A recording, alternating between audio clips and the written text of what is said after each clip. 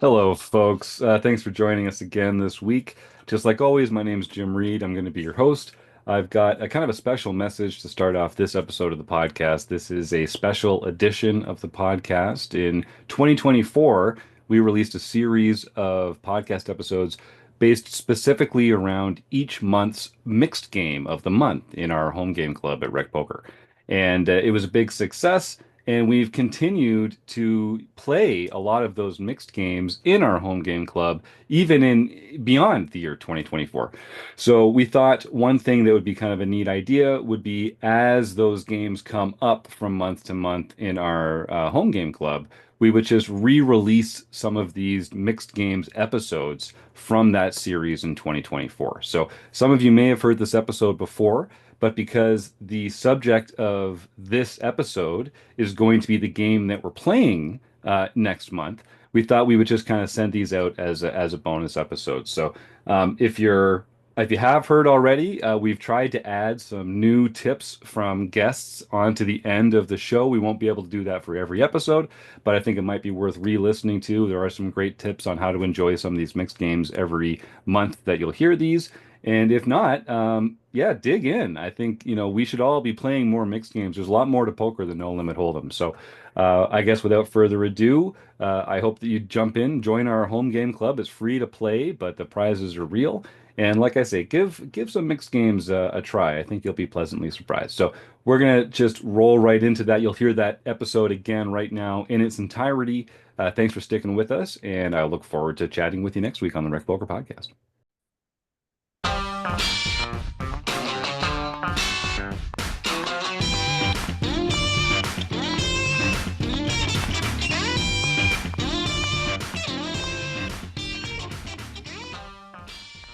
Oh yeah, folks, you know you're in for a treat when you hear that tune, because it's time for another week of the Rec Poker Podcast. I'm your host, Jim Reid, Bluffsterini in the home game and at Rec Poker Jim on Twitter. And I have the best freaking job in the world, talking poker here with my friends on the Strategy Forums edition of the Rec Poker Podcast. And this is a special edition. We're talking about the mixed game of the month well, in the month coming up, in fact, it's short deck, also known as 6+ Hold'em. So we're gonna dump a whole bunch of tips and strategy and advice on you on how to play 6+ Hold'em, aka short deck. But first, I have to mention that we're brought to you by Running Aces, the official sponsor of the Rec Poker Podcast. And most of what we do here is free. We're a largely volunteer-based organization, so we really depend on the support of our sponsors and our premium members who take advantage of our training material for only $15 a month.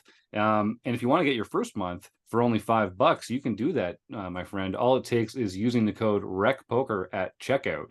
But like I say, we're not just for the folks with folding money in their pocket. You can join us for free, get a free community account by heading on over to rec.poker and signing up. All it takes is an email address and a smile, although we do insist on both. Now, you get used to hearing my voice because they let me host the show. But I am just one of the wrecking crew members, one of the gang that make the magic happen here at Rec Poker. And I would be remiss if I didn't introduce you to the rest of them. If you want to find out more about me and the rest of the wrecking crew, you can go to rec.poker/crew, or you can just listen up because you're going to meet a few of them, starting with our one and only home game director, the man responsible for this whole mess that we're about to get into, the irreplaceable one and only John Somsky. I'm John Somsky, also known as Poker Geek MN everywhere, and I run our Rec Poker home games. I'm Rob Washam. You can find me as Rabman50 just about everywhere. And on the first and third Wednesdays of every month, you can join me and a bunch of our fellow Rec Poker members as we discuss the latest books. I'm Taylor Moss. You can find me on Twitter at Taylor_Moss or as Gopher Boy TJM in the Rec Poker home game, which we stream live on Twitch, 9 p.m. Eastern, 8 p.m. Central, live at twitch.tv/RecPoker. That's right. Come join Taylor on Twitch every Wednesday night and watch him navigate the quirks and quarries of our home game club. One of the things that we're getting really excited about this year in our home game club is our emphasis on mixed games. So on the second Wednesday of every month, we're playing a special mixed game tournament that contributes towards our Player of the Year race. And I know because a lot of our listeners are No Limit Hold'em players, we're trying to open their eyes to how much fun home game mixed games can be. And so we're releasing a podcast episode each month going over the game of the month that we'll be playing next month in our Player of the Year race. So we're going to give you a chance to listen to some tips today. And then we've also arranged some practice mixed games on the 3rd, 4th, and 5th Wednesdays of each month, just to gear up for next month's tournament. So if I've done the math right, this episode comes out on Tuesday. Tomorrow should be the first practice mixed game for 6+ Hold'em. And there'll be another one next week before we start playing for all the marbles on the 2nd Wednesday of next month. So John Somsky, you've put this slate of home games together. We've been kind of building on concepts for all year long. Now we're getting near to the end of the schedule, and it's time for 6+ Hold'em. Explain this game to our friends in the audience, and let's see if we can break open some strategy tips for them. Yeah, it's hard to believe it's almost October now, and it seems like it was February just yesterday. It really does. Yeah. So 6+ Hold'em. This game probably hits above its weight for the number of large cash game pots. It was made famous in around 2010, mainly in Macau for the big money games there. That's where Tom Dwan disappeared to for several years playing there, and it's an action game. So what the game is, it's played. The structure is just like No Limit Hold'em. It's a no limit game. You're dealt 2 cards. There's a flop, turn, and river. In the end, there'll be 5 board cards plus your 2 cards. Best possible hand wins. The twist that makes this an action game is they get rid of a bunch of the crappy cards. It's known as short deck, also known on PokerStars. It's called 6+ Hold'em, which is probably a little bit more accurate. What that means is the deuces, 3s, 4s, and 5s have all been removed from the deck. So they're just gone. And that's because everyone knows that 5s are a horrible hand. You should never play them. Just get rid of them. This is here to defend a himself. long time ago. Get rid of the 5s. We don't need them. Yeah. That's a special... We're just trying to emphasize that for our very own Chris Jones. Anyway, so what ends up happening is, of course, you're going to end up with a lot of bigger hands. Right. You end up with a little bit of fewer straights because there are a few of those cards gone, and you have fewer flushes because there are some of those cards gone as well. So what has happened is the ranks of the hands have actually changed. I'm trying to remember right now, but I believe full houses are less valuable than straights and flushes. Is that or just than flushes? No, just flushes. Yeah, so it goes like pair, 2 pair, 3 of a kind, straights, full houses, then flushes. Correct. Okay. There was a previous version that would have 3 of a kind at straights flipped, but the way PokerStars has it is the normal way, if you will. So I can see that being very confusing and frustrating for people that don't have that like ingrained at the time that they're playing. Yeah, isn't there something about a straight using the ace and the 6? Correct. The ace How does counts that as work? a 5, if you will, for the So it's bottom end of low. a straight. So you can do Okay. ace, 6, 7, 8, 9 to make a straight. Right. Which is very disconcerting when you're sitting there, right? Yeah, it's counterintuitive. It's Of course, the one it is that a I pretty- miss constantly, but PokerStars does a great job of labeling your hand value on the table itself too. So That's true. so just kind of pay attention to that if you have any sort of question. Like PokerStars will help you out. But I'm going to imagine that the ace to what it would be 9 straight is probably not going to be a very powerful hand in this configuration, because you're going to have a lot of flushes, you're going to have a lot of full houses and things like that. They're going to be in play, and bigger straights And higher straights. Yeah. Well, you'll actually end up with fewer flushes than you would in a 52 card game of Hold'em, but you will end up with a lot more full houses. Just because now you normally have 13 ranks and you have to get 5 of 2 of those ranks to get your full house. You still need 5 of 2 of those ranks, but instead of having 13 ranks to go with, now you only have 9 different ranks to choose among. So you end up hitting pairs, 3 of a kinds, and full houses a lot more often in this game. And you're dealt aces and kings a higher percentage of the game as well, because the deuces through fives have all been removed. So that's why it's known as an action game. Of all of the mixed games, this is the one I have the least experience with. So I understand how to play the game, I understand the rules of the game, but not so much on any of the strategy.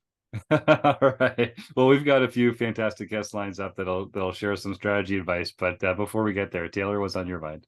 Well, I was going to say, but we have the 3-time Mixed Game Player of the Year for the RecPoker home games here. True. Honestly, who is that, by the way, Taylor? Who is that? That you might want to widen your camera view. Yeah, sure you can. You guys can go to the website and figure out who that might be. rec.poker/home game, and that information is publicly available. Yeah.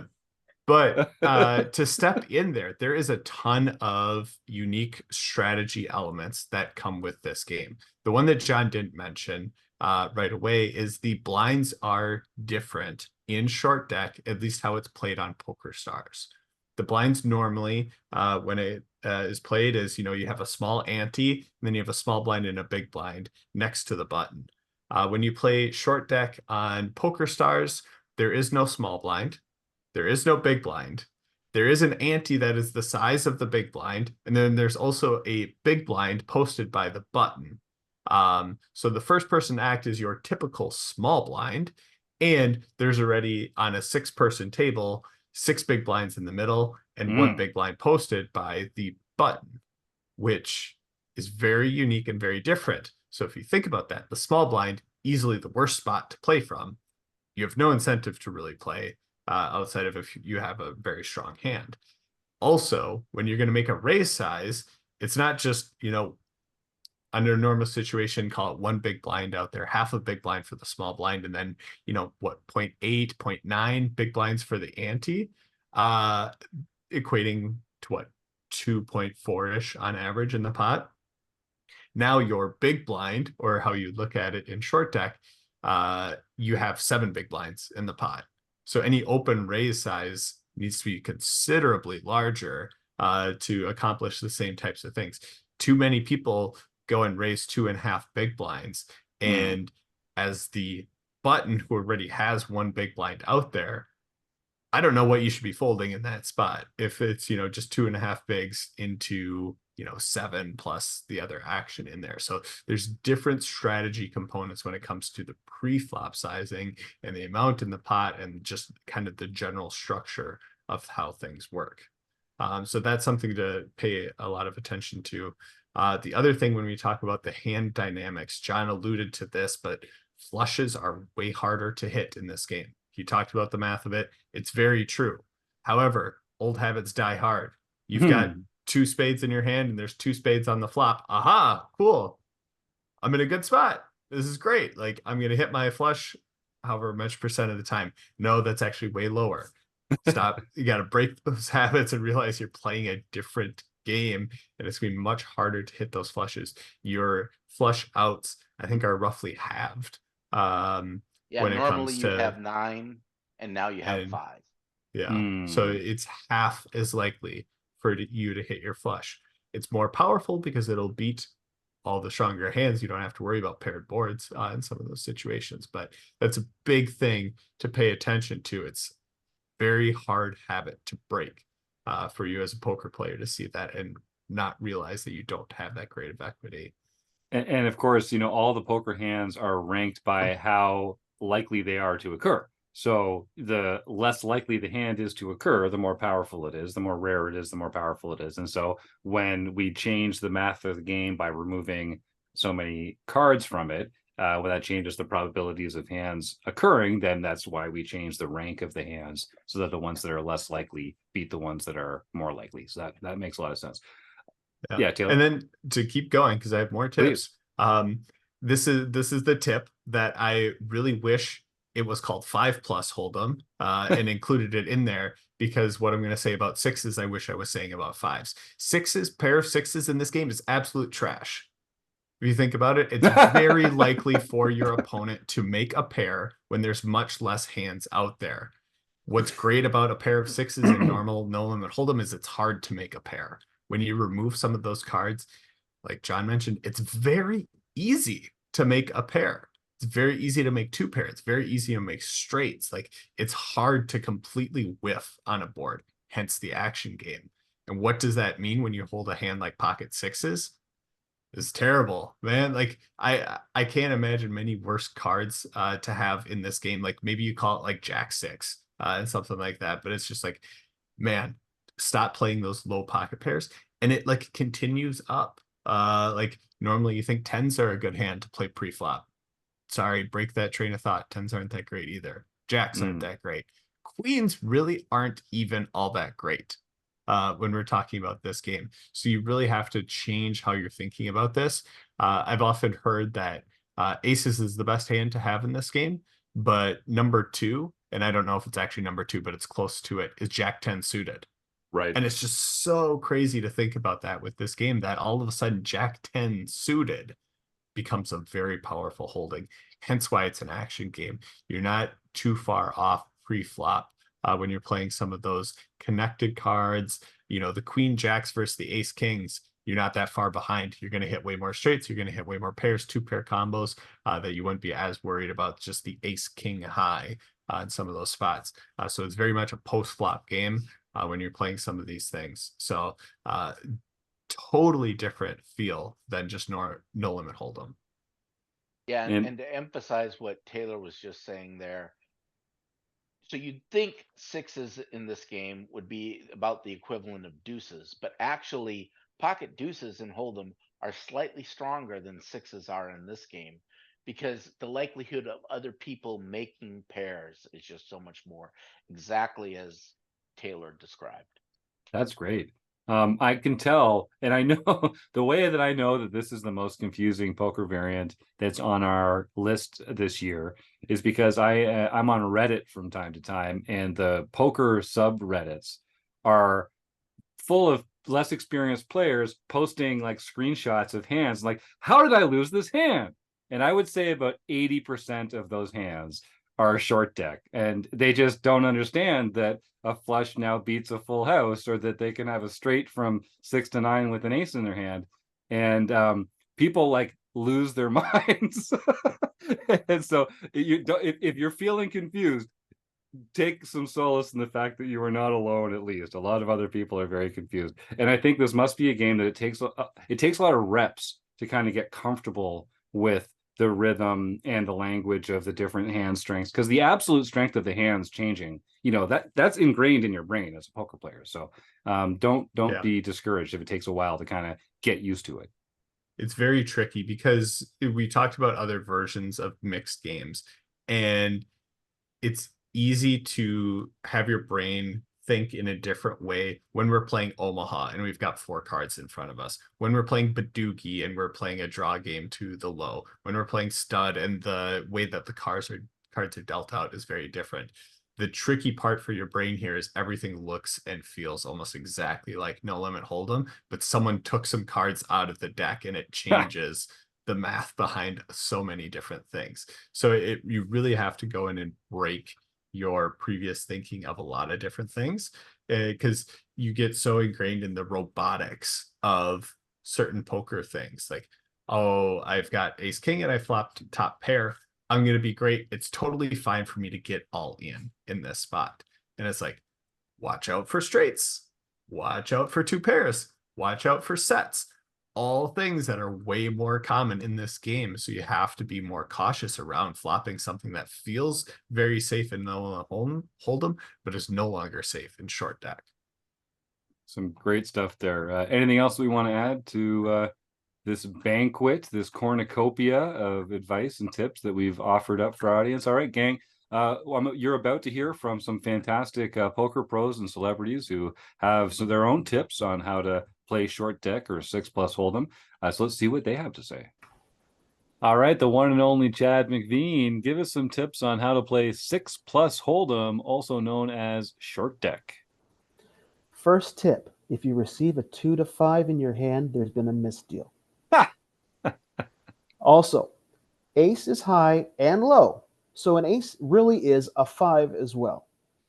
And having a flush beats a full house. So having a full house, you're like, oh, it's a great hand. No, not as good as you would think it is. Again, a lot of high cards out there. Because of the 2 to 5 not being there, you really need to keep an eye on the board and what your possible hands are. But again, ace is high and low, so it is a 5 if you have the 6, 7, 8, 9. But then also there's a good chance someone else could have a higher straight. Great point. And I had actually been thinking that maybe Chris Jones wouldn't enjoy this game very much because there are no 5s in the deck. But you're telling me that aces can be 5s. That sounds like a 5+. That sounds like an even better version of a 5. So I'll tell Chris not to give up hope. It's not too late for him to enjoy this just yet. Yes. Yeah. For Chris, pocket aces are only low. Okay, Mike Patrick, give me some advice on how to play 6+ hold'em, also known as short deck. Well, if you're playing short deck, congratulations on having enough money to go to Macau to play the game, because that seems to be the main place that it's still getting played these days. Yeah, there's a sprinkling of games online, but yeah, it's still mostly a kind of high stakes, gambly, Macau based game. But if you do get the chance to play it, it is a very fun game. It is way more action packed than a standard no limit hold'em game because the deuces through 5s have been taken out of the deck. So as such, your ranges are going to have to be a little different. Your hand strengths are going to be definitely different. And what may look like a premium hand is not as premium. Aces, kings, ace, king suited, still very, very premium hands. But hands like queens, jacks, tens, big pairs, because they're lower on the chart now, they're going to get you in more problems because there are going to be way more hands that are playable. So that those hands are going to be way more vulnerable. And even if you do make a set with a pair of tens or something like that, there's probably going to be a lot of stuff out there that's going to have your hand in jeopardy. So what you want to be doing is getting in there with the premiums and recognizing which hands have that extra equity because of the shorter deck. Hands like ace king suited are super, super powerful. Jack 10 suited, very, very powerful hand in this game now. Just the added suitedness and connectivity of these hands is way more powerful because it's easier to make a straight. It's still really hard to make a flush, which is why it's ranked higher than a full house in the game, but it is incredibly powerful. So you want to be playing stuff that is very, very, very premium or has a lot of potential, like an ace king suited, like a jack 10 suited, and playing these hands accordingly strongly. So. All right, Norman, Chad, give me some tips on how to play 6+ hold'em, also known as short deck. Short deck, the only mixed game here I have never played. It's the only mixed game here I will never play a single hand of. I have watched it. Okay, this is pure gamble on these draws and stuff. Most of the people I see playing it look like they have done prison time. They spend most of their day in an alley shooting craps or shooting people. I will not go into a short deck game unless I have a bodyguard and a Dr. Brown's Diet Black Cherry. I cannot give you any advice on short deck. All right, Robbie Strazynski, give me some advice on how to play 6+ hold'em, also known as short deck. Okay, so all the 2s, 3s, 4s, and 5s, they're no longer in the deck. So hand strengths are, relatively stronger in general. Remember that the ace also plays low. So the lowest possible straight is 6, 7, 8, 9 ace, where the ace functions as the 5. So that could come into play once in a while. All right, thanks for joining us again, Shannon Van Den Berg. Give me some tips on how to play 6+ hold'em, also known as short deck. I think one of the one of the first things that it's hard to remember as a newbie to this game is that aces play low as well for straights. So ace 6, 7, 8, 9 is a low straight, or the new wheel basically. So what it used to be ace to 5 is now ace 6, 7, 8, 9. Be aware of any hand ranking changes. I'm not sure how stars play it, but sometimes a straight beats a flush and things like that. So I'm not sure what the rankings are there. And the my third tip is just pile it in with Jack 10 suited.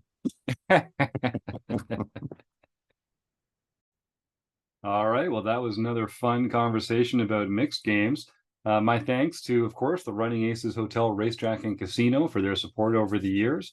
To John Somsky and the other members of our Wrecking Crew panel here talking about their love of mixed games, and all our fantastic guests who contributed their segments, their thoughts and tips and advice on how to get the most out of some different mixed games that we're going to be playing. So I'd encourage you, head on over to rec.poker, sign up for a free account there.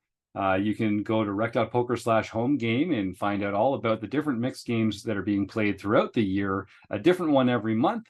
And I would encourage our listeners, if you're a No Limit Hold'em player, dip a toe into some of the mixed games. You'll be surprised how much fun you can have. So without further ado, I'll just say thanks for joining us for another week of the RecPoker podcast. And I hope I get to see you all again next week or sometime real soon. Good luck on the felt, folks. Thanks again. Bye for now.